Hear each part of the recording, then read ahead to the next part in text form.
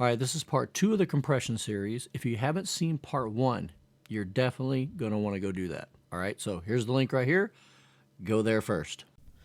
I have here the Sonitus Ultra Funk compressor. It comes with Sonar 7, Sonar 6 too, I believe. The parameters I want you to focus on are the threshold. Look over here. We got a signal here that is a constant negative 15 decibels. So I'm going to set my ratio for, let's say, 2 to 1. All right. And I don't take my knee. We'll talk about knee later. The only parameters I want you to be concerned with are these two. And really just the threshold, because I'm about to show you something. Now if I play this, I'm playing it right now, and you will know when I'm getting compression because you will see this. See how it's right here? See, this is my GR, which is gain reduction, how much I am reducing the signal. As I bring it down and I start to get compression, you will notice I get gain reduction. Right now I have 6 decibels of gain reduction. Actually 5.7 if you look at this number. Well, if a compressor kicks in at its threshold, then once I reach negative 15, which is what the signal is at, I should start to see compression. So I'm going to reset this counter here. And it's showing you your input. If you notice it says input, it's showing your input level is in fact negative 15 decibels, right? So I'm going to start to lower this.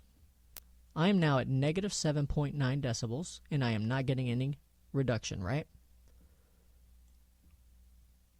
I am now at negative 11.8, still no compression.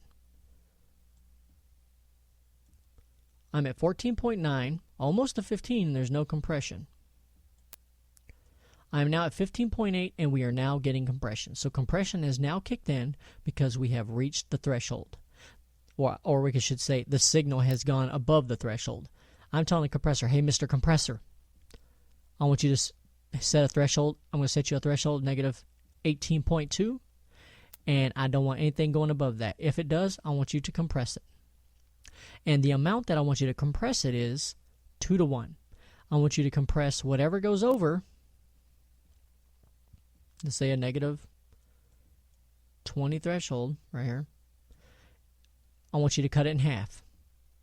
So if something's going 5 decibels over, because that's what this is right now, it's at negative 15, I got a threshold of 20, and it's going 5 decibels over, I want you to cut that in half. What's half of 5? 2.5. So 2.4, you know, it's not going to be exactly 100%. We'll get into that later about how it's not going to be 100% all the time.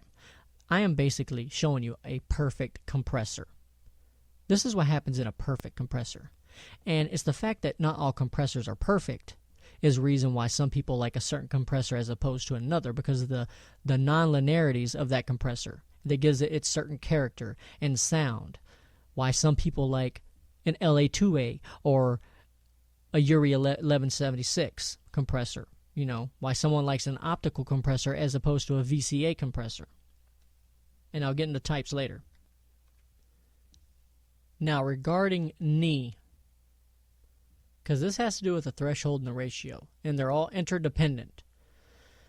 You have what's called a hard knee, which is what you see here, and I'm going to exaggerate the ratio here. You'll notice that right here, now let me explain what this is a little bit. Along this line, this is called a transfer graph or a function graph, there's no compression right here. Once the audio signal, let's say for an audio signal, if the threshold is negative 20, if you follow a line right here where this knee bends, I'll put it on negative 18 so you can see. Negative 18, you see right here? That's where it bends, at negative 18 right here. Now,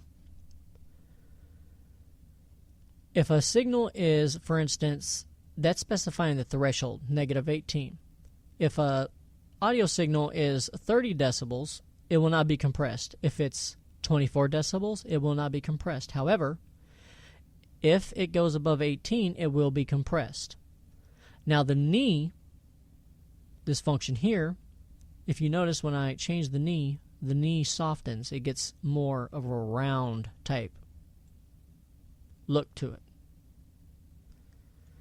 Now, this would be a hard knee. And basically, what it's saying is the threshold draws a bold limit between no treatment, no compression, or 1-to-1 compression. Just know for now, I'll show you how to read a function graph later. This line is 1-to-1, but once you get here, it instantly turns into 10-to-1. So if anything is below -18, there's no compression. But once we get to this line, it's a 10-to-1 ratio of compression. Now, that's a sharp transition. That's instantaneously between no compression, 1-to-1 ratio, and 10-to-1. All right? Now, we can soften that. Now, that creates an effect, and it's called hard knee compression, and it's more noticeable. Now, we can soften this compression by lengthening the attack and release, but there is another way, and it's called soft knee. And basically, what it does is it enables a smoother transition between no treatment and where gain reduction starts and to where there is treatment. Somewhere, what's going to end up happening is instead of gain reduction starting exactly at 18 decibels with a softer knee, we can have it slowly transition into compression, from a 1-to-1 ratio, slowly into a 10-to-1 ratio.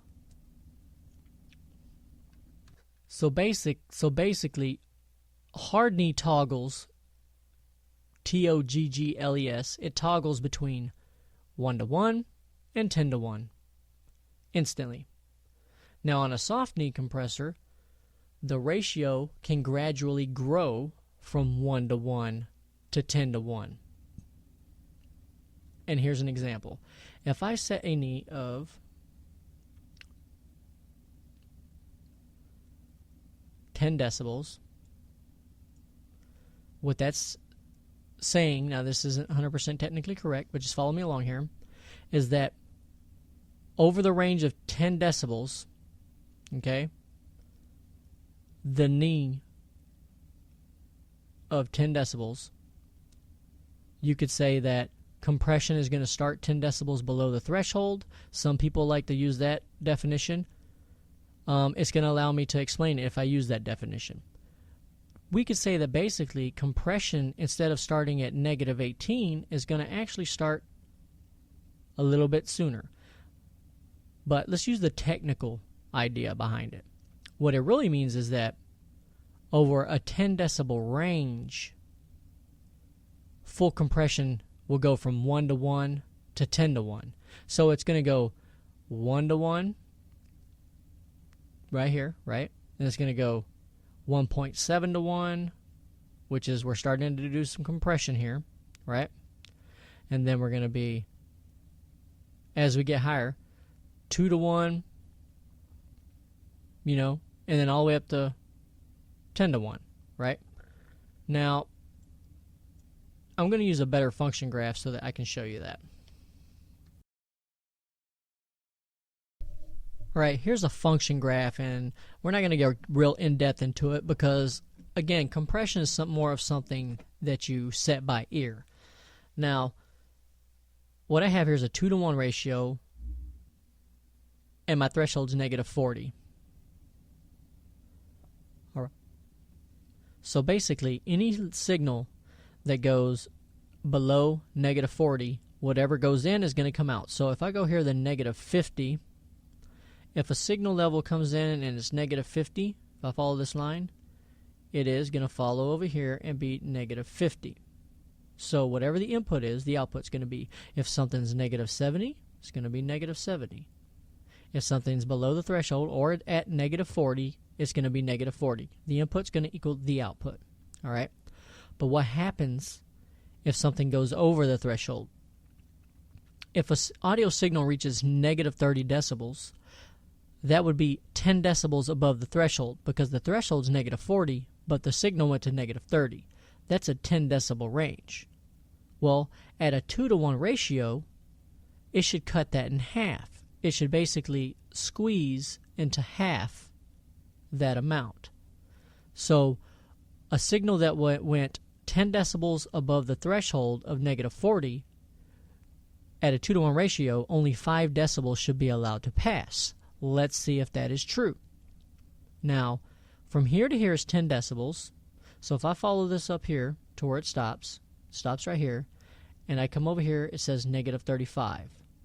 All right? So what does that mean? What it means is, if you look at 35 here, it's, it's half. In other words, 30 decibels in, right?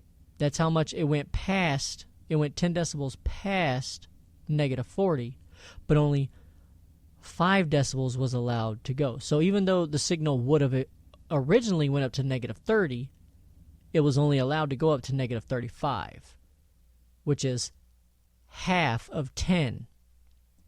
You get what I'm saying? So from here to here is 10 decibels, but now it's only allowed to go half to negative 35 because that is the ratio of 2-to-1, half. Okay, well, let's try this. Something went to negative 20. Well, from 40 to 20, that's 20 decibels dynamic range, which means something went above the threshold 20 decibels. Well, if something goes above the ratio 20 decibels and we got a 2-to-1 ratio, only half of that should be allowed, only it should be cut into half that level. So 20 decibels and half would be 10 decibels. Let's see, 20. It was only allowed to reach negative 30. That peak that was negative 20 was only allowed to reach a peak level of negative 30, which is, if you look between 20 and 40, that's 20 decibels dynamic range. Negative 30, which is what we're functioning over here, is half of that dynamic range. So that's kind of like this is kind of what a function graph is. It's an input to output graph, and this is more of a linear type system. Here's another compressor with a knee setting. There's a 5 decibel knee, 10 decibel knee, 15 decibel knee, 20 decibel knee. There's a hard knee. Basically, it goes from 1-to-1 compression straight up to 4-to-1 compression, whatever your ratio is, 2-to-1 compression. If that's 2-to-1, it'll go straight from 1-to-1 compression, and any signal that goes above it will indefinitely be affected by the ratio of 2-to-1. However, if I use a soft knee of 10 decibels, over the range of 10 decibels, compression is going to kick in. In other words, compression is going to start at 1-to-1, and over the range of 10 decibels, it's going to go from 1-to-1 to full compression of 2-to-1. But it's gonna grow. It's slowly gonna gradually grow into that compression. All right. It's kind of like basically what knee is. And the basic principle behind knee is that you use soft knee when you want a soft transition and a soft, more stealth-like when you want to have the compression be less noticeable, when you want it to be more subtle. All right?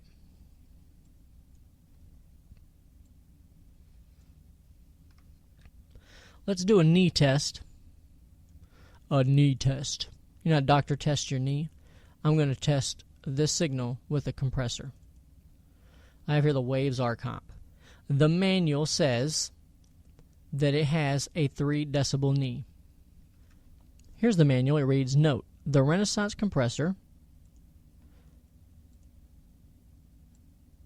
uses a soft knee, so compression and expansion starts with signals which are 3 decibels lower than the threshold.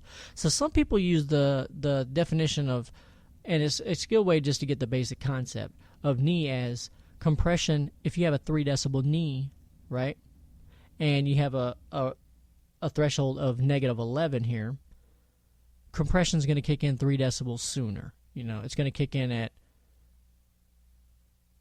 negative whatever 11 minus 3 is, negative 14. Right? Yeah. Okay. But you can't really say that, and here's why.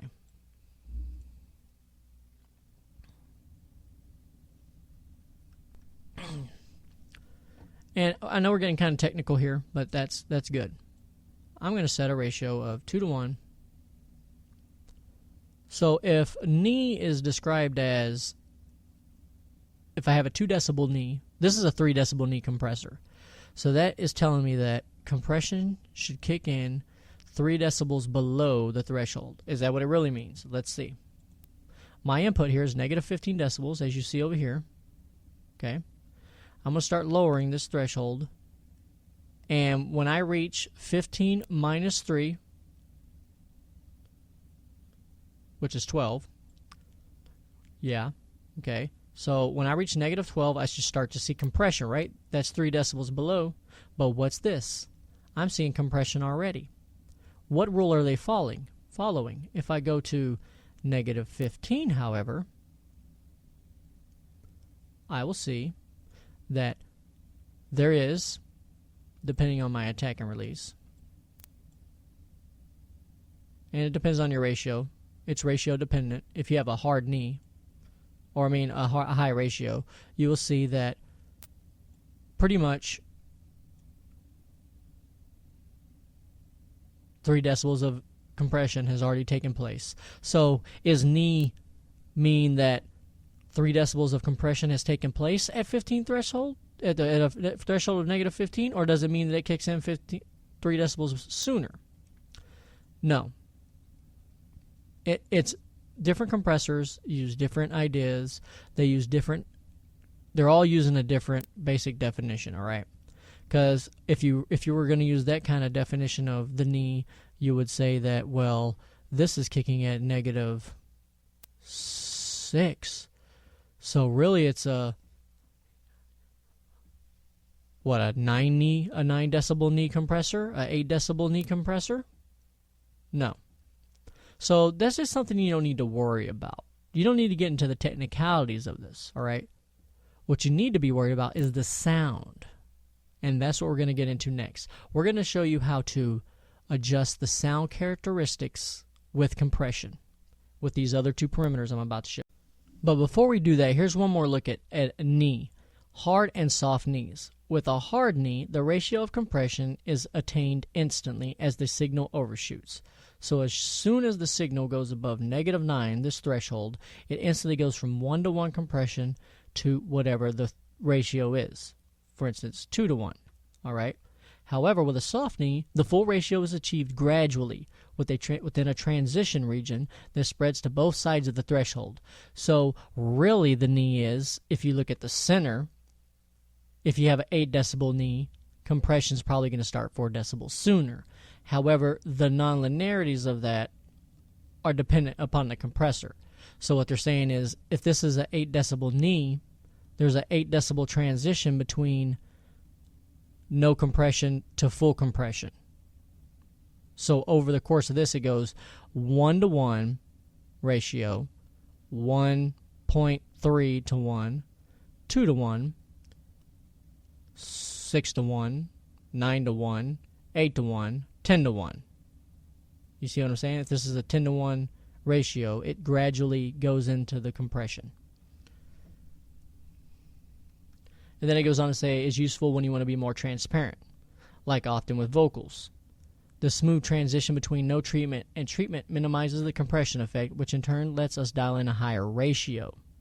Having a soft knee also frees the attack and release from the task of softening the compression effects and lets us dial in shorter times on both, which can be useful for applications like loudening. When we are after the compression effect, a hard knee would be more suitable. All right, let's talk about attack and release. Don't worry, in the end we're going to see how all this applies. Mr. Compressor, I have an audio signal here. All right, And I want you to compress at a ratio of 2 to 1 for any level that goes above negative 15 decibels. However, I want you to have an attack time of 15 milliseconds and a release time of 200 milliseconds. Let's see what happens. He's going to say, okay, Mr. Dozer, once the signal rises above negative 15 decibels, my threshold, I am then going to compress at a ratio of 2 to 1. And before I even start compressing, though, I am going to wait 15 milliseconds before I even start compressing. So I am going to let 15 milliseconds pass. So, in other words, when a signal reaches above negative 15, my threshold, I'm going to be there, but I'm going to be waiting 15 milliseconds to pass before I kick in. Now, that is a perfect compressor. That's the basic idea behind a compressor. However, that's not exactly how they work, and I will show you. Negative 15 milliseconds.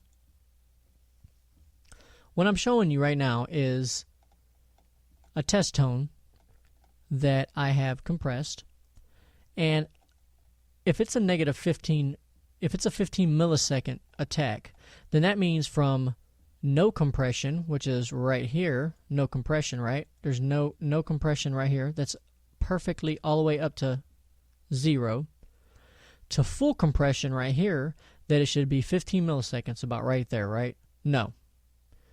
If we do look at 15 milliseconds, and let me tell you about this timeline down here, and take it on faith, okay? I want you to take this on faith. Just trust me. This is 1 second. From here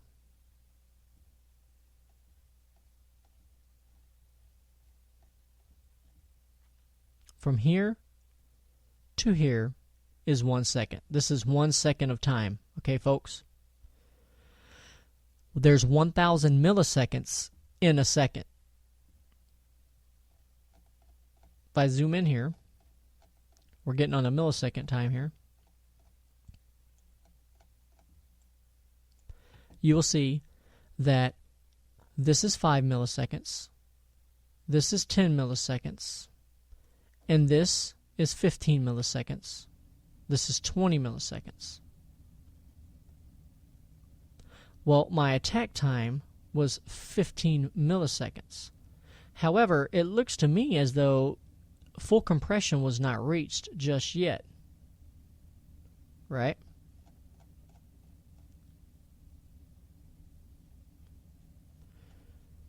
Because if I look right there, there's still compression taking place. So when I'm telling you that attack time is the amount of time it takes for a compressor to kick in, that's the basic idea. But in actuality, this is where certain compressors have a certain sound, especially when it comes to the release perimeter. But for the basic idea, just know that when you're setting the attack time, you're setting it by ear. The setting of the attack time allows for a lot of things. You can push things forward or backwards in the mix, as we've seen previous in the tutorials where I explain I'm going to increase the attack time so I can bring the lead vocal to the front. And if I want to push something to the back, I decrease the attack time. Well, what's actually happening when I increase and decrease the attack time? Well, with an attack of 15 milliseconds, what's happening is a lot of the transient material, a lot of the loud signals allowed to come through untouched.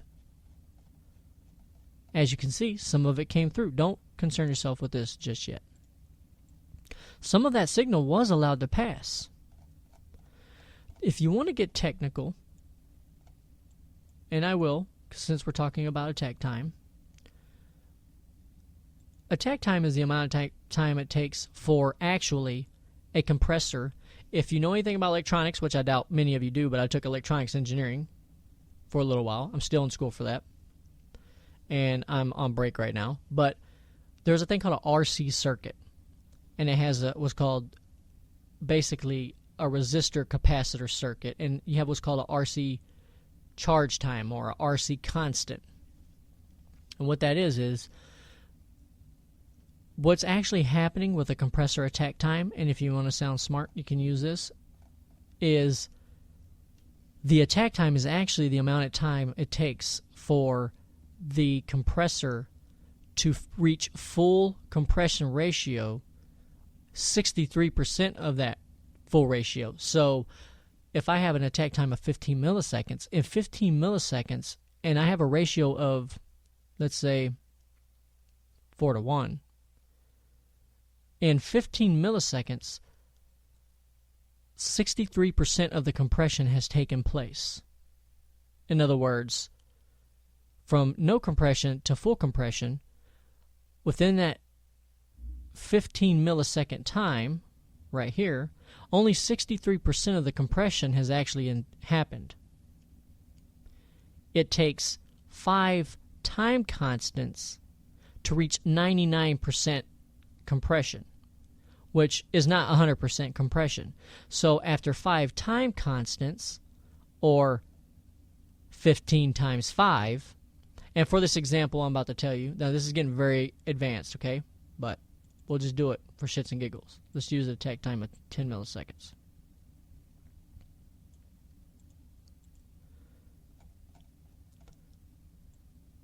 In 10 milliseconds, the compression will reach full ratio of compression.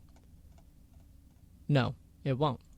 It'll reach 63 point something percent, like 63.3% of full compression. So that's what the attack time is, all right? In reality, it will take 5 of those time constants, 10 milliseconds or 50 milliseconds to reach 99% compression. So 5 times 10 is what? 50 milliseconds? Right here, about 99% of the compression has taken place. There's still a little gradual slope there before. Now, it never actually reaches 100%. It continues on indefinitely, and that's what's kind of weird about it. But that's what attack time is. Just thought I'd throw that out there. And the basic idea behind attack is the amount of time it takes for compression to kick in. 10 milliseconds, you use your ear, okay? You're going to be using your ear, and I'm going to show you that here shortly. So the compressor is going to be like, okay, Mr. Dozer, you set me for an attack time of 10 milliseconds, so once the signal goes above the threshold of negative 15, I am going to compress at a ratio of 2-to-1, and then I am going to wait before I compress. Once it goes above the threshold, I'm going to wait 10 milliseconds, and then I'm going to start compressing, and then I'm going to keep compressing until the signal falls below the threshold. And here, at this point, the signal has fallen below negative 15 decibels because it's below negative 15, right? So now the compressor is going to say, hey, Dozer set me for a release time of 200 milliseconds. So, over the period of 200 milliseconds, I'm going to release compression. Now, I'm not going to release compression all the way. In other words, though I may be doing 2-to-1 compression here, over the course of time, and this is getting advanced, okay? And this is what a lot of people don't tell you when they give you tutorials on compression, is that over the course of this release, the ratio, and this is what determines the sound of a compressor, okay? Release is one of the main contributing factors to the sound of a compressor. Over this release time here, when it says, you know what, I've reached this right here, and it's no longer above the threshold, it's time to let go of compression, but I'm going to wait the amount of release time. It's actually not going to wait. It's going to release the compression ratio from full compression to no compression over that attack time. So 200 milliseconds, between 200 milliseconds, 0 milliseconds, and 200 milliseconds after the threshold has, the level has fallen below the threshold, the ratio is slowly going to decrease. So it's going to go from, let's say, 2-to-1 compression to 1.9-to-1, 1.7-to-1, 1.5-to-1, 1.3-to-1, 1.2-to-1, 1.1-to-1, 1-to-1 compression. Basically, no compression. 1-to-1 compression is basically nothing. So what's happening over the release time for a compressor is the ratio is gradually reducing over that amount of time. 200 milliseconds. The same thing applies with attack, applies with release. The same time constant factor, which is 200 milliseconds afterwards, if you look here, this is 200 milliseconds. That is 200 milliseconds. From 2 to there is 200 milliseconds. 63% of compression it's now at 63% of the compression ratio 1-to-1. In other words, it went from 2-to-1 to 1-to-1, but it's not fully released just yet. It's 66.3%. Or it could be 66.8. Somewhere around there. And it's not even 66. It's 63%. 63% released. Yes, I believe it is 63%. So, let's say we have an attack time of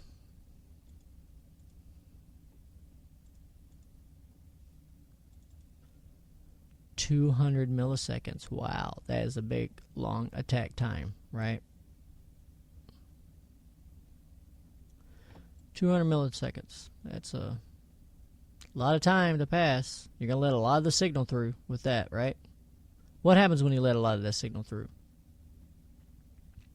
It increases the perceived loudness because you're letting some of that initial transient material through, so it increases the perceived loudness is one thing it does, all right? Increases the attack, or it brings more of the attack element out.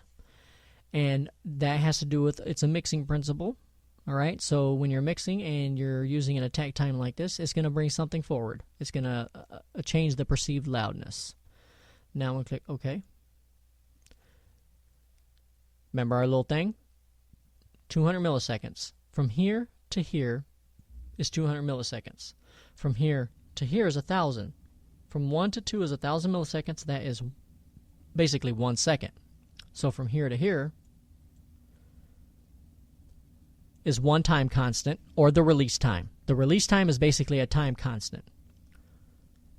And I'll show you what I mean, because some compressors actually have a time constant knob. So the time constant here, one time constant, 63% of the full compression ratio of 2-to-1. It takes 5 of these to equal 99% compression. In other words, you will not have 99% compression, or you would not have reached just about full compression until 1 second. So over the course of this whole second, compression is actually kicking in. It's actually going from 1-to-1 to 2-to-1 over this whole entire time. All right?